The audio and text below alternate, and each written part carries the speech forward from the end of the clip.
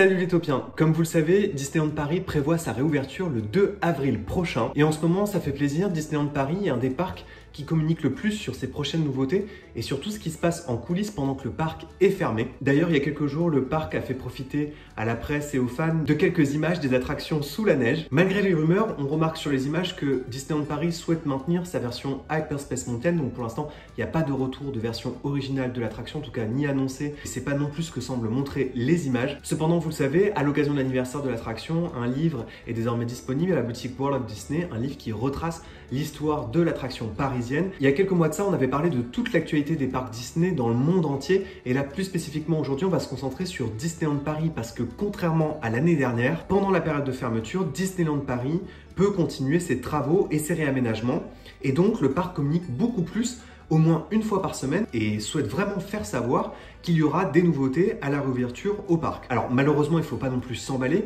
il n'y aura sans doute pas le Avengers Campus qui était normalement attendu à l'été 2021. Le parc a quand même voulu faire plaisir aux fans en offrant un point de vue sur une partie du chantier qui est rarement dévoilée, c'est-à-dire tout ce qui se passe autour de la zone Iron Man, l'ancien Rock'n'Roller Coaster qui sera rethématisé sur le personnage de Tony Stark. Mais au-delà de ça, c'est surtout sur l'arrivée de l'attraction Cars que Disneyland Paris communique le plus en ce moment, et c'est sur ça que je vous propose de démarrer. Alors déjà, Cars Route 66, vous pouvez oublier, l'attraction change de nom. Il semblerait que ce soit lié à un problème en lien avec la propriété intellectuelle.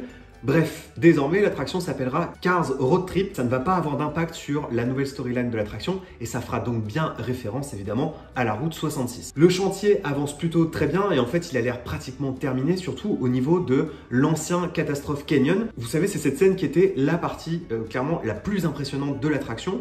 C'était un moment où le tram tour prenait un virage un peu plus violent et sensationnel, puisque c'était à ce moment-là que le tram était secoué par une sorte de tremblement de terre et à la fin vous étiez complètement éclaboussé parce que la scène était complètement recouverte d'eau. Donc cette scène qui se prête bien à l'univers de Cars va donc rester le climax de l'attraction. Et puis de toute façon, toutes les anciennes scènes emblématiques de Studio Tram Tour ont plus ou moins été retirées puisqu'elles étaient pour la plupart dans la zone de la future extension du parc Walt Disney Studios. Comme je vous le disais, en ce moment le parc communique à fond sur cette nouveauté, il dévoile souvent de nouveaux visuels, mais on ne va pas se mentir, il n'y a pas forcément une grande hype autour de ce projet. Me concernant, ce n'est pas la nouveauté que j'attends le plus dans les parcs Disney cette année.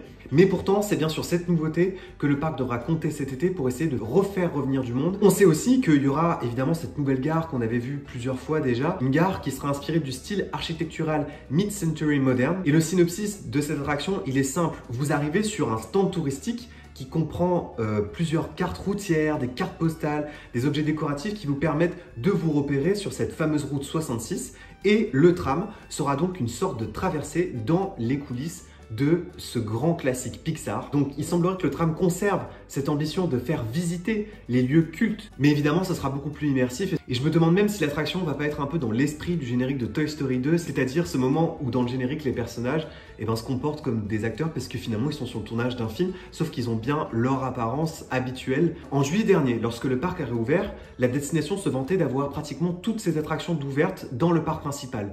Alors que au Walt Disney Studios, c'est un chantier à ciel ouvert. Et c'était vrai, la plupart des attractions étaient ouvertes à Disneyland, y compris même par exemple le Disneyland Railroad. Et donc à la réouverture, on attend la seule attraction qui était encore en réhabilitation à ce moment-là, c'est-à-dire Buzz Lightyear Laser Blast. La rénovation de cette attraction, elle rime avec la fin du plan de réenchantement de Disneyland Paris qui avait été initié entre le 20e, 25e anniversaire. Alors contrairement à Pirates des Caraïbes ou à Big Thunder Mountain, il n'y a pas de nouvelles scènes ou de grandes nouveautés, mais il y a eu un gros travail de fait, notamment sur les lumières. Tous les effets lumineux ont été modernisés en intérieur, mais aussi en extérieur, et ça va surtout être intéressant de voir ce que ça va rendre en extérieur, puisque l'extérieur de Discoveryland la nuit, c'est absolument magique. Et puis toute l'attraction est passée aux éclairages LED, ce qui a été fait aussi à une période sur le château et Autopia. Il y aura évidemment le remplacement des cibles interactives, qui étaient souvent défaillantes. Et puis ce qui est intéressant de noter aussi, c'est qu'il y a la création d'un nouveau design graphique pour l'entrée. Un design plus sobre, plus bleu, finalement plus éloigné de l'univers de Buzz l'éclair, qui est clairement en vert normalement à l'origine. Je vous propose de passer maintenant à ce qui va sans doute beaucoup décevoir le public au moment de la réouverture de Disneyland Paris, c'est ça. On va retrouver le château à peu près sous cette apparence, alors il sera sans doute bâché peut-être en avril. En ce moment, il faut savoir que Disneyland Paris, c'est complètement le chantier, aussi parce qu'il y a la préparation du 30e anniversaire. C'est pas la première fois que le château subit une réhabilitation, toute la base du château avait été refaite à une période. Par contre, c'est la première fois que la rénovation est d'une telle ampleur, puisqu'elle concerne en fait pratiquement toutes les parties du château. Ça faisait des années que le parc cherchait un moyen de rénover le château sans que ça s'étale sur une période beaucoup trop longue, mais en fait les toits tombaient en ruine. Même de loin, on pouvait l'apercevoir que ça n'allait pas du tout, notamment au niveau de la toiture. Donc en fait, ce qu'ils ont fait, c'est qu'au lieu de rénover la toiture, ils vont simplement la remplacer. Donc il y a des nouvelles tourelles qui vont être ajoutées au château, et ces nouvelles tourelles ont été aperçues il y a quelques jours sur l'autoroute au milieu d'un convoi exceptionnel. Mais surtout, le château va recevoir de nouvelles couleurs, et c'est un peu à l'image de toutes les rénovations qui avaient été faites dans les parcs Disney occidentaux, notamment en Floride sur le château de Cendrillon, mais surtout en Californie, puisque là pour le coup c'est le château de La Belle au Bois dormant, et il semblerait qu'on ait une rénovation assez proche de ce qui a été fait en Californie. C'est-à-dire qu'en ce moment Disney se passionne pour ce bleu nuit, ce rose bonbon. D'ailleurs la rénovation en Floride avait clairement beaucoup déçu, et moi elle m'a beaucoup déçu. Je suis très triste que le château de Floride ait désormais cette apparence. Autant en Californie je trouvais que ça avait marché parce que il faut lutter contre la petite taille du château, donc un peu de fantaisie et de couleur ça fait pas de mal. Autant en Floride je trouve que ça n'apporte rien, et sur le nôtre il faut faire très attention. Non pas que je suis contre les couleurs, mais par exemple l'arrivée de trop de couleurs sur la façade de Small World m'a beaucoup déçu, et il semblerait que ce soit la piste créative vers laquelle Disney veuille aller en ce moment. Autrement dit, c'est l'abandon un peu des couleurs pastel et un peu plus légères. Finalement, c'est un peu comme sur Instagram. Vous prenez le filtre saturation et vous le poussez au maximum pour obtenir un bleu plus bleu et un rose plus rose. Alors évidemment, je pense que ce sera beaucoup moins appuyé qu'en Californie. Sur les concept art, on voit qu'ils ont conservé ce fameux dégradé sur la tourelle principale, c'est-à-dire le fait que les couleurs s'estompent un tout petit peu vers le haut, mais malgré tout les concept art montrent qu'on va aller vers le bleu nuit, les couleurs un peu moins pastel. Le château, c'est pas le seul qui est remplacé en partie. Il faut savoir qu'en plein cœur de Town Square, eh bien, le gazebo de Town Square, lui aussi ne sera même pas réhabilité, il sera tout simplement remplacé. Donc il a été détruit et il va être reconstruit à l'identique. Et oui, Disney, c'est pas tout à fait comme le Louvre, il vaut mieux une parfaite copie qu'un original un peu poussiéreux. Et alors cette période de fermeture a permis aussi peut-être des surprises, puisqu'une réhabilitation est en cours dans l'attraction Blanche-Neige. Personne n'était vraiment au courant que cette attraction était en cours de rénovation, et pourtant ça a été officialisé par Disneyland Paris. Mais comme sur Buzz Lightyear, il n'y a pas de modification de parcours ou d'ajout de nouvelles scènes comme en Californie. Ils vont surtout travailler autour de la lumière, ce qu'on appelle en fait la black light. C'est ce qui a fait le succès des attractions Disney. Donc ces lumières qui permettent de faire ressortir de la peinture fluorescente. Et il paraît désormais que la scène de la forêt a une nouvelle apparence, une nouvelle palette de couleurs, et qu'elle est beaucoup plus immersive. Donc ça aussi quand même j'aurais hâte d'aller le voir, même si j'aurais voulu que Disney ait le courage, comme en Californie, de rajouter une nouvelle scène, puisque Scary Adventure est considéré comme une attraction un peu trop effrayante. Par contre, parmi les nouvelles, on a appris le retour du Stand-by Pass. Alors j'en avais longuement parlé sur ma chaîne, donc si vous voulez comprendre un petit peu le concept du Stand-by Pass, n'hésitez pas à aller voir cette vidéo que j'avais tournée un peu sur le coup de l'énervement, mais j'ai pas du tout changé d'avis sur ce système. Disney pense que ce système peut continuer à fonctionner, alors que pourtant ça avait été clairement un flop et que c'était complètement ingérable, et que pour les visiteurs, ça condamnait leur journée, puisqu'ils devaient faire le trait sur certaines attractions qui étaient inaccessibles en raison de l'existence de ce système. Mais l'argument de Disney, c'est de dire que le système ne peut fonctionner que s'il est déployé sur la plupart des attractions. Donc ils vont le mettre en place, notamment par exemple sur l'attraction Peter Pan. Encore une fois, mon avis là-dessus, c'est que sur le principe, éthiquement parlant, je trouve ça très moyen. Dans le contexte actuel, c'est encore pire, c'est-à-dire dans le cadre de la dégradation de l'expérience à Disneyland Paris en lien avec le contexte, je trouve ça d'autant plus dommage.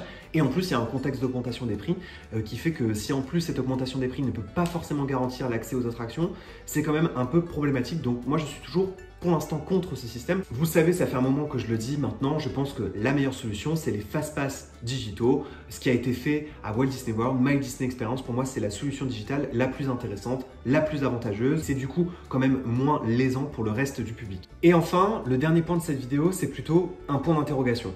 Que va devenir l'entertainment à Disneyland Paris? Pour l'instant, il n'en est pas du tout question, le parc n'en parle pas. À Walt Disney World, on a appris le retour d'un spectacle emblématique, donc Festival of Lion King, qui va être le premier spectacle de Walt Disney World à revenir. Donc Walt Disney World souhaite faire revenir la plupart de ses entertainments, mais va faire un test sur ce spectacle et ensuite va le déployer sur tous les autres. J'espère que Disneyland Paris va pouvoir prendre ce chemin à un moment donné, parce que c'est un peu triste de dire que par exemple le Wild West Show ne pourra jamais revenir, que le spectacle Moteur Action a dû fermer ses portes lui aussi beaucoup plus tôt que prévu. Disneyland Paris, c'est une troupe d'artistes et l'entertainment a montré sa puissance et son importance à Disneyland Paris. C'est les équipes d'entertainment qui se sont chargées du renouveau renouvellement. Donc à quand le retour de la parade? Est-ce qu'on aura aussi le retour de notre festival du Roi Lion? L'absence de parade par exemple ou l'absence de spectacle en salle a participé à la baisse de fréquentation du parc en fin d'année dernière notamment. Je pense qu'une première étape ce serait d'abord de se concentrer sur les spectacles en salle et de peut-être petit à petit réenvisager du happening en extérieur qui ne serait pas programmé, ce qui se fait d'ailleurs actuellement à Walt Disney World. Voilà tout ce qu'il y avait à savoir sur le retour de Disneyland Paris qui se prépare en coulisses. J'ai très hâte de retourner évidemment dans les parcs Disney et j'espère que ce sera vraiment le mois d'avril, on croise les doigts. N'hésitez pas à me dire en commentaire ce que vous attendez le plus de voir ou de revoir à Disneyland Paris.